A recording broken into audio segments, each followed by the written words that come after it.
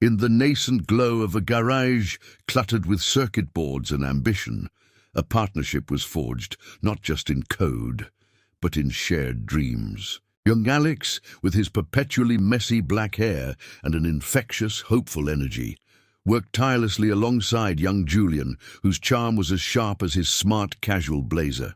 They were on the cusp of a breakthrough, their fingers dancing across keyboards, birthing a technology that promised to reshape their world. "This is it, Julian," Alex would say, his eyes wide with the vision of their future. "We're going to change everything."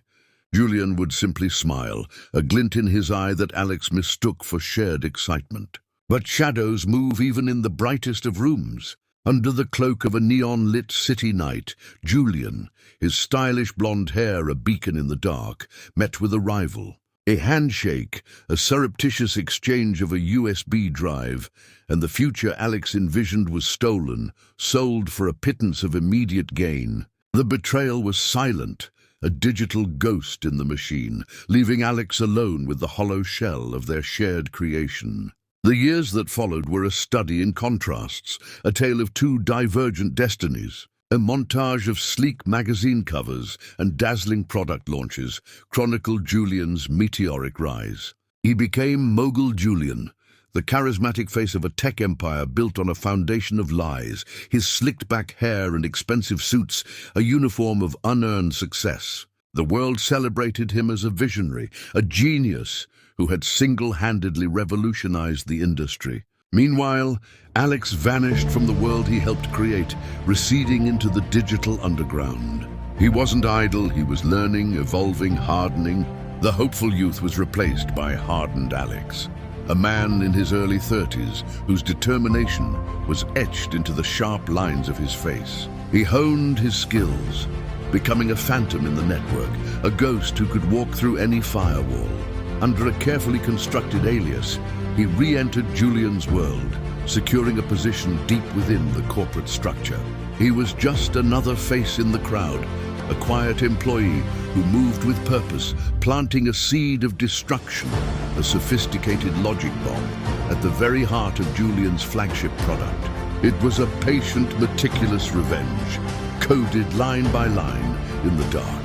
The apex of Julian's triumph was a grand gala, a monument to his ego held in a sprawling, glass-walled ballroom overlooking the city. He stood at a podium, bathed in the adulation of investors and media, raising a champagne flute to his own genius. "To the future!" he declared, his voice echoing with self-satisfaction. At that precise moment, the future he stole began to unravel. A flicker on the massive screens behind him, then another. The company's logo fractured, replaced by cascading lines of corrupted data. Across the globe, systems crashed, networks failed, and a decade of progress evaporated into a maelstrom of digital chaos. Panic erupted in the ballroom as phones buzzed with news of financial ruin. The empire crumbled in real time, a public spectacle of collapse. Julian's charismatic smile melted into a mask of pure horror as he watched his world burn down around him, the symphony of celebration twisted into a cacophony of failure. As the panicked guests fled and the opulent hall emptied, a lone figure emerged from the shadows, his footsteps echoing in the sudden, cavernous silence. Hardened Alex, dressed in a sharp business suit that mirrored Julian's own, walked calmly toward the ruined mogul. He stopped a few feet from the podium, his face an unreadable mask. Julian, his tailored suit now looking like a costume on a broken man, stared at him with dawning, agonizing recognition.